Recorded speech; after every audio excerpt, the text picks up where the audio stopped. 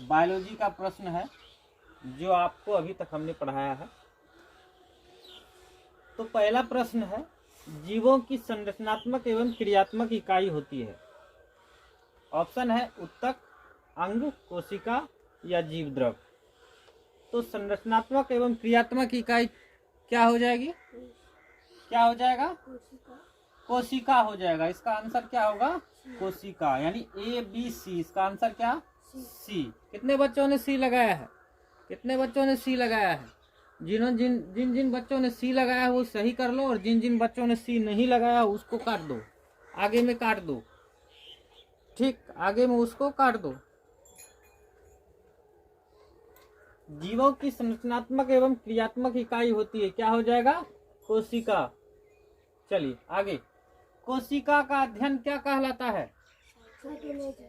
कोशिका का अध्ययन कहलाता है, क्या कहलाता है? तो आंसर है, इसका आंसर हो जाएगा साइटोलॉजी। क्या हो जाएगा? साइटोलॉजी। माइक्रोलॉजी नहीं होगा, बायोलॉजी नहीं होगा, इनमें से कोई नहीं होगा। ठीक, हो जाएगा क्या आंसर? साइटोलॉजी। कोशिका का अध्ययन कहलाता है, तो कोशिका का अध्ययन क्या हो जाएगा? साइटोलॉजी। क्या हो जाएगा? साइटोलॉजी हो जाएगा। ठीक, आगे बढ़ते हैं। कोशिका की खोज सबसे पहले किसने की? इसका आंसर हो जाएगा रॉबर्ट हुक ने। रॉबर्ट हुक ने कब किया? रॉबर्ट हुक ने 1665 में रॉबर्ट हुक ने किया था। याद है ना सबको? कोशिका की खोज सबसे पहले किसने की? तो रॉबर्ट हुक ने कब किया था? 1665 में। याद करो तुम, 1665 में जो कॉर्क में खोजा था, जीवित था या मृत था? वो मृत था। वो मृत था। जीवित का खोज किसने किया था? जीवित लेवेनहॉयक ने। कब किया था? 1674 ईस्वी में। ये भी थोड़ा याद रखना है। अब ऐसे प्रश्नों में अंदर थोड़ा पूछता है। अब ऐसे प्रश्नों में आपको ये नहीं पूछेगा कोशिका की अध्ययन किसने की सबसे पहले। हो सकता है इसमें डेट पूछा जाए। क्या हो जाए? डेट पूछा जाए। लेवेनहॉयक भी नहीं पूछने की संभावना हो सकती है। 1674, उसमें एक हल्का सा प्रश्न 1674 पूछ ले और एक तरह से परेशानी खड़ा कर दे। और जीवित और मृत को ध्यान रखना। ठीक, आगे बढ़ते हैं। सूक्ष्मदर्शी का आविष्कार किसने किया? 4 प्रश्न है। हाँ, तो रॉबर्ट हुक ने, लेवेनहॉयक ने, मैकुलम ने, या इनमें से कोई नहीं? क्या हो जाएगा? रॉबर्ट हुक ने। सबसे पहले सूक्ष्मदर्शी का आविष्कार किया किसने? रॉबर्ट हुक ने। किसने किया? रॉबर्ट हुक ने। क्योंकि रॉबर्ट हुक ही वो पहला व्यक्ति था जिन्होंने कोशिका का अध्ययन शुरू किया। तो कैसे किया? तो वो अपने द्वारा बनाए गए सूक्ष्मदर्शी से। अपने द्वारा बनाए गए सूक्ष्मदर्शी से। चलिए, यहाँ तक हो गया। अगला प्रश्न आपके सामने है, इलेक्ट्रॉन सूक्ष्मदर्शी का आविष्कार किसने किया? इलेक्ट्रॉन सूक्ष्मदर्शी का आविष्कार किसने किया?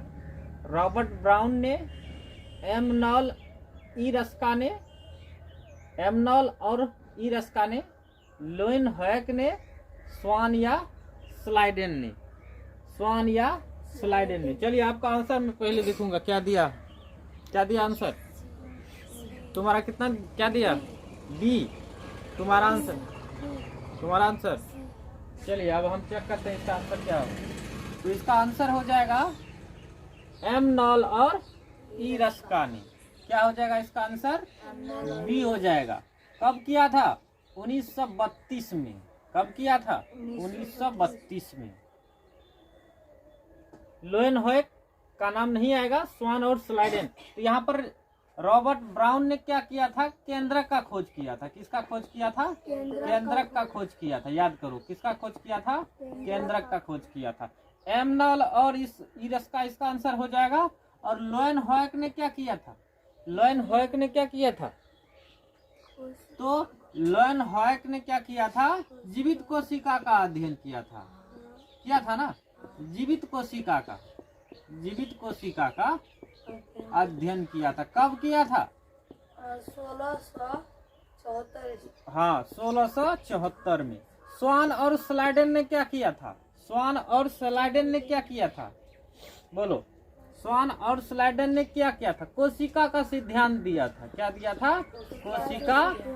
कोशिका सिद्धांत दिया था। क्या दिया था? कोशिका सिद्धांत दिया था स्वान और स्लाइडेन ने। बात पकड़ में आ गया। चलिए आगे बढ़ते।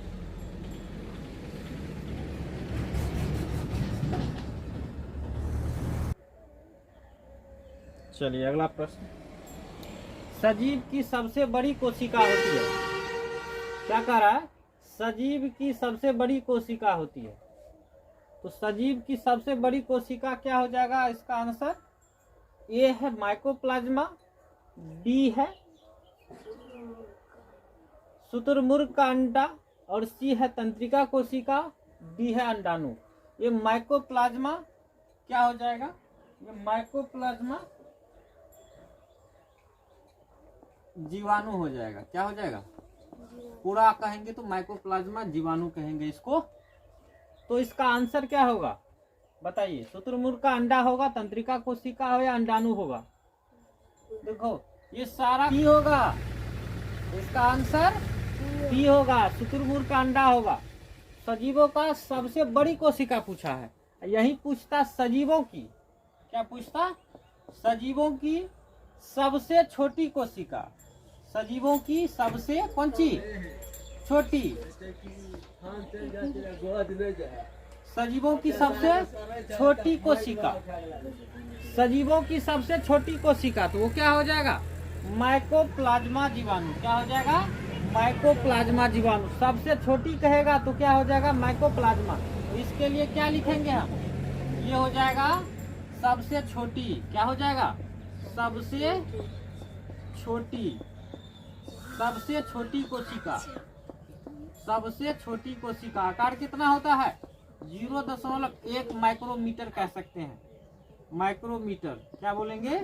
माइक्रोमीटर। बात पकड़ में आ रहा होगा। सजीवों की सबसे छोटी कोशिका पूछेगा तो हो जाएगा माइकोप्लाज्मा। सजीवों की सबसे बड़ी कोशिका पूछेगा तो हो जाएगा शुतुरमुर्ग का अंडा। और ये तंत्रिका कोशिका, ये क्या है? तंत्रिका कोशिका यह क्या है? मनुष्य के शरीर की सबसे लंबी कोशिका। क्या बोलेंगे? मनुष्य के शरीर की सबसे सबसे कौन सी?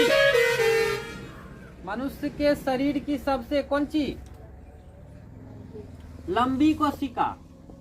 लंबी कोशिका क्या हो जाएगा? मनुष्य के शरीर की सबसे लंबी कोशिका कौन सी हो जाएगा? तंत्रिका कोशिका। इसके बाद और बच रहा है अंडाणु। मनुष्य के शरीर की क्या कर रहे हैं समझना? मनुष्य के शरीर की कौन सी? हाँ, सबसे बड़ी कोशिका। ये क्या हो जाएगा? सबसे बड़ी कोशिका। और कुछ छूटा? जब मनुष्य के शरीर की सबसे छोटी भी जान लो। बहुत बढ़िया। मनुष्य के शरीर की सबसे कौन सी छोटी कोशिका, सबसे छोटी कोशिका, वो क्या हो जाएगा? कोशिका। उसका आंसर क्या हो जाएगा? शुक्राणु। शुक्राणु। बात पकड़ में आ गया। चलिए आगे बार फिर से ध्यान सुनिएगा। सजीव की सबसे छोटी कोशिका क्या हो जाएगा? अरे लड़का अभी सुनो ना, जब आंसर यहाँ चेंज किए हैं हम, यहाँ बड़ी था हम छोटी किए हैं, तब की बात करें। सजीव की सबसे छोटी कोशिका तो ये हो जाएगा माइकोप्लाज्मा। बड़ी कहेगा सजीवों की, कोई भी जीव उसे मतलब नहीं है। यदि बड़ी कहेगा, क्या कहेगा? बड़ी। तो बड़ी यदि कहेंगे तो क्या हो जाएगा? अब इसका आंसर क्या हो जाएगा? शुतुरमुर्ग का अंडा। फिर से सुनना, सजीवों की, कोई भी जीव क्यों नहीं हो, सजीवों की सबसे यदि छोटी कहेगा तो माइकोप्लाज्मा, बड़ी कहेगा तो शुतुरमुर्ग का अंडा। क्या हो जाएगा? शुतुरमुर्ग का अंडा। और तंत्रिका कोशिका क्या है? तो तंत्रिका है मनुष्य के शरीर, मनुष्य के शरीर की सबसे लंबी कोशिका है। कौन सी है? तंत्रिका कोशिका। कौन सी है? तंत्रिका कोशिका। आगे और ऑप्शन है अंडाणु। अंडाणु क्या है? तो मनुष्य के शरीर की सबसे बड़ी कोशिका। अगला, मनुष्य के शरीर की सबसे छोटी कोशिका कौन सी होता है? तो शुक्राणु होता है। देख लिया तुम लोगों ने, सब समझ में आ गया। चलिए आगे बढ़ते हैं। एक कोशिकीय जीव है, अमीबा, मनुष्य, कवक या प्रोटोजोआ? क्या हो जाएगा इसका आंसर? अमीबा हो जाएगा। अच्छा, जब अमीबा के जगह हम पूछ लेंगे युगलीना, तब बोलो तो युगलीना, तब बोलो क्या होगा? युगलीना के जगह हम पूछ लेते हैं बैक्टीरिया या जीवाणु, तब बोलो क्या होगा? जीवाणु। हम पूछ लेते हैं पैरामीशियम, पैरामीशियम, पैरामीशियम, तब बोलो क्या होगा? अब लो, तुम्हारे सामने ऑप्शन है, एक कोशिकीय जीव है, अमीबा है, युगलीना है, जीवाणु है, पैरामीशियम है। 1 2 3 4, 4 ऑप्शन हो तो क्या मारोगे? बोलो। चारों हो जाएगा। अमीबा भी एक कोशिकीय है, युगलीना भी एक कोशिकीय है, जीवाणु भी एक कोशिकीय है, पैरामीशियम चप्पल के जैसा होता है वो भी क्या होता है? एक कोशिकीय ही होता है। क्या होता है? एक कोशिकीय जीव है। ठीक, अमीबा के बाद युगलीना, जीवाणु, पैरामीशियम, सब का सब एक कोशिकीय जीव है। क्या है? सब काम उसमें एक कोशिका से होता है, सब काम उसका एक कोशिका से हो जाता है। यदि ऑप्शन में कवक रहे, चूंकि सूक्ष्म जीव का प्रकार में तुम लोग जानता है, सूक्ष्म जीव का कितना प्रकार होता है?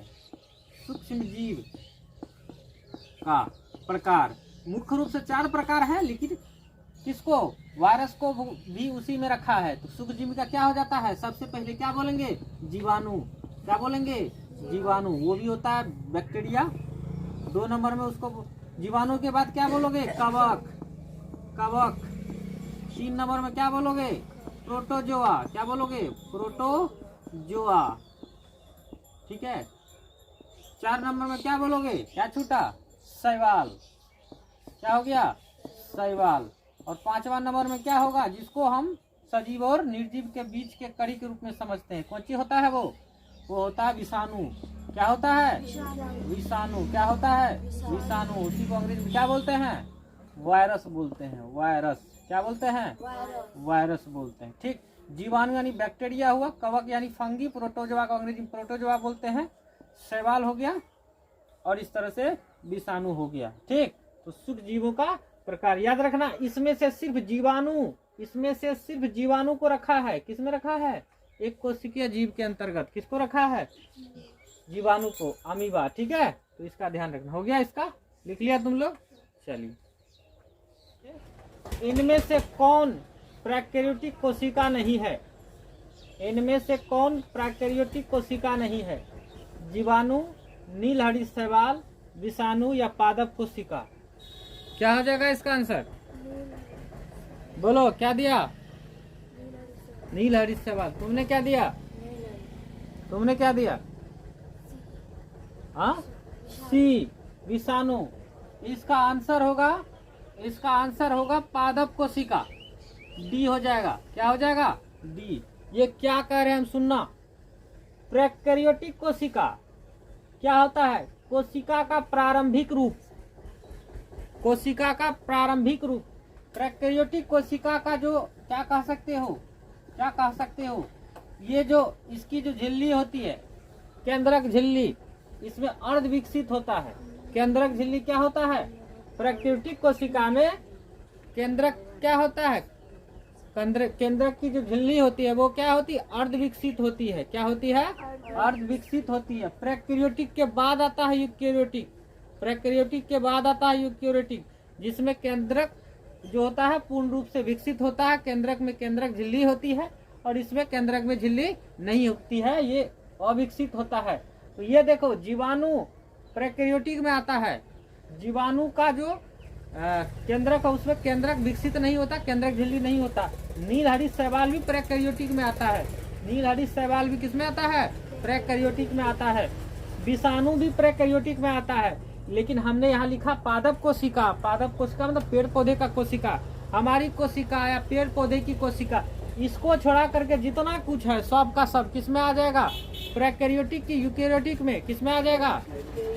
यूकैरियोटिक कोशिका के अंतर्गत आ जाएगा। ठीक, चलिए, आत्मघाती थैली है, जिसको हम आत्महत्या की थैली भी बोलते हैं। इसका आंसर क्या हो जाएगा? माइटोकॉन्ड्रिया, लाइसोसोम, लवक या गोल्जी का है। क्या हो जाएगा? बोलो। ये जीव द्रव का भाग है, जीव द्रव में पाए जाने वाला अवयव है। माइटोकॉन्ड्रिया, लाइसोसोम, लवक और गोल्जी का है। तुमने देखा था कोशिका झिल्ली, और केंद्रक के बीच जो द्रव भरा रहता है। ठीक, तो आत्मघाती थैली है तो क्या हो जाएगा इसका आंसर? लाइसोसोम। इसका आंसर बी हो जाएगा। क्या हो जाएगा? लाइसोसोम। क्या हो जाएगा? लाइसोसोम। ठीक, इसी को ये अपनी कोशिका को खुद नष्ट कर देता है, अपनी कोशिका को ये खुद नष्ट कर देता है। तो आत्मघाती थैली, आत्महत्या की थैली किसको बोलोगे? लाइसोसोम को। माइटोकॉन्ड्रिया कौन सी है? कोशिका का ऊर्जा घर। कोशिका का क्या बोलते हैं इसको? कोशिका का कौन सी बोलते हैं? ऊर्जा घर। कोशिका का ऊर्जा घर, power house of cell. Power house of cell क्या बोला जाता है? पावर, हाँ, पावर हाउस ऑफ सेल किसको बोला जाता है? माइटोकॉन्ड्रिया को। चलिए, लाइसोसोम तो जान गया, आत्महत्या की थैली है। लवक, लवक के बारे में हमने पढ़ाया था। लवक किसमें, किसकी कोशिका में पाया जाता है? लवक किसकी कोशिका में पाया जाता है? यह किसकी कोशिका में? पादप कोशिका में पाया जाता है। पादप कोशिका में। किसकी कोशिका में? पादप कोशिका में। ठीक, यह पादप कोशिका में पाया जाए। ये कितने प्रकार का था? 3 प्रकार का था। कितने प्रकार का? 3 प्रकार का। याद करो, इसमें से हमने पढ़ाया था, एक था हरित लवक, याद है? हरित लवक। और क्या बोलते हैं इसको? वर्णी लवक। वर्णी लवक। और एक बोलते हैं इसको अवर्णी लवक। अवर्णी लवक। याद को बढ़िया से। हरित लवक को बोला जाता था क्लोरोप्लास्ट, वर्णी लवक को बोला जाता था क्रोमोप्लास्ट, और अवर्णी लवक को बोला जाता था ल्यूकोप्लास्ट। हरित लवक के कारण पत्तियों का रंग हरा होता है या तना का रंग हरा होता है, ये हमने बताया था। ठीक, हरित लवक में इसी को बोलते हैं पर्ण हरित। इसमें जो तत्व पाया जाता है इसको बोला मैग्नीशियम, Mg। इसमें जो तत्व पाया जाता है इसको बोलेंगे मैग्नीशियम, Mg। वर्णी लवक क्या था भाई? तो वर्णी लवक जिसके कारण से फल में, फूल में रंग आता है। ठीक, और अवर्णी लवक यानी जड़ की कोशिका में पाया जाता है। किसकी कोशिका में? जड़ की कोशिका में। और एक है गोल्जी का है। तो गोल्जी का क्या है? Traffic police. याद करो ठीक से, ट्रैफिक पुलिस। हालांकि गोल्जी का किसका निर्माण करता है? लाइसोसोम का निर्माण करता है, लेकिन गोल्जिका को क्या कहा जाता है? Traffic police. याद करो, कोशिकांगों की माँ, मदर जो बोलते हैं, मदर ऑफ सेल कह सकते हो। कोशिकांगों की माँ किसको बोला जाता है? गोल्जिका उपकरण बोलते हैं इसको, गोल्जिका। हो गया सारा क्लियर? यहाँ पर बात समझ में आ गया? आत्मघाती थैली किसको बोला जाता है? तो लाइसोसोम को बोला जाता है। माइटोकॉन्ड्रिया क्या है? तो पावर ऑफ सेल है, कोशिका का ऊर्जा घर है। ठीक, यहीं पे ऊर्जा का निर्माण होता है। लवक क्या? तो लवक के बारे में बताए थे, ये किसकी कोशिका होती है? लवक। तो ये किसकी? पादप कोशिका होती है लवक। यह कितने प्रकार का? तो 3 प्रकार का, हरित लवक, वर्णी लवक, अवर्णी लवक। ठीक, हरित लवक बता चुके हैं, पर्ण हरित इसको क्लोरोप्लास्ट, और इसमें पाया जाने वाला जो तत्व होता मैग्नीशियम होता। वर्णी लवक जान गया तुम। ठीक, क्रोमोप्लास्ट, अवर्णी लवक ल्यूकोप्लास्ट। ठीक, समझ में आ गया ना? गोल्जी का है तो गोल्जी का जान गया, traffic police, mother of cell. समझ गया ना? समझ गया? शरीर को ऊर्जा देने का कार्य करता है। कौन सी हो जाएगा? A B C D। ए में है वसा और कार्बोहाइड्रेट, बी में है विटामिन, सी में है जल और डी में है प्रोटीन। क्या हो जाएगा? क्या हो जाएगा? ए हो जाएगा। वसा और कार्बोहाइड्रेट दोनों हो जाएगा। दोनों हो जाएगा ना? बेसी ऊर्जा कौन देता है? वसा देता है, कार्बोहाइड्रेट देता है? वसा देता है। बेसी ऊर्जा कौन सी देता है? वसा यानी फैट देता है। लेकिन हम फैट नहीं खा सकते हैं, वसा नहीं खा सकते हैं निरंतर। ठीक, तो कार्बोहाइड्रेट जान गया। अभी स्रोत जान लो। यहाँ पर वसा किस में पाया जाता है? तो जो भी तेल वाला चीज हो, तेल, घी, ठीक, मूंगफली, ये सब खा रहे हो तो उसमें क्या होता है? वसा होता है। चिप्स वगैरह खा रहे हो, कुरकुरे ये सब खा रहे हो तो इस सब में क्या होता है? वसा ज्यादा मात्रा में। कार्बोहाइड्रेट किस में पाया जाता है? तो चावल में पाया जाता है, गेहूं में पाया जाता है, सबसे अधिक पढ़े भी थे, बाजरा में पाया जाता है, मक्का में पाया जाता है कार्बोहाइड्रेट। ठीक, विटामिन, तो विटामिन से क्या होता है? विटामिन से क्या होता है? तो रोग प्रतिरोधक क्षमता हमारा बढ़ता है। क्या बढ़ता है? रोग प्रतिरोधक क्षमता। ए, विटामिन ए बताओ सबसे ज्यादा किस में पाया जाता है? गाजर में पाया जाता है। विटामिन का प्रकार पूरा हम पढ़ा चुके हैं। ठीक, विटामिन कुल मिला के 2 प्रकार का था। कितना प्रकार का था? 2। एक जल में मिला है और एक वसा में मिला है। ठीक, सॉरी, एक वसा में मिला और दूसरा किस में था? जल में। जल में। ठीक है, ठीक है, ठीक है। तो जल में मिला कौन कौन सा था? जल में मिला कौन कौन सा था? बी और सी था। और वसा में मिला ADE के था। ठीक, इस तरह से विटामिन का 2 प्रकार था। ठीक है। जल, तो जल क्या करता है, हमारे शरीर का ताप नियंत्रित रखता है। जल क्या करता है, हमारे शरीर का तापमान नियंत्रण करता है। प्रोटीन क्या करता है, तो हमारे शरीर को क्या करने के लिए, वृद्धि करने के लिए प्रोटीन चाहिए। क्या करने के लिए, वृद्धि करने के लिए प्रोटीन। ये पूरे 10 प्रश्नों का श्रृंखला है, पूरे 10 प्रश्नों का श्रृंखला है। ठीक है, हो गया। इसके बाद हम अगला कराएंगे। पहले एक सेट में मैंने 10 प्रश्नों को रखा था, कितने प्रश्नों को, 10 प्रश्नों को। इसके बाद अगले सेट में मैं इससे आगे का प्रश्न कराऊंगा।